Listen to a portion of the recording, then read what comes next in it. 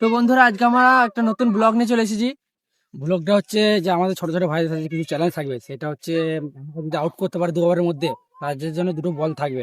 তো চলো দেখি তারা আমাকে চ্যালেঞ্জটা দেয়নি। চলো দেখা যাক কি হয়।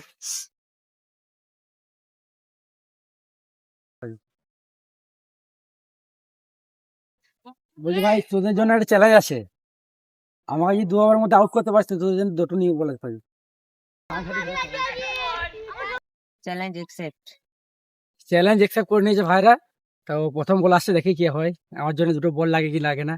চারিদিকে ফিল্ডিং দাঁড়িয়ে গেছে, এরপর আমরা খেলা স্টার্ট করছি।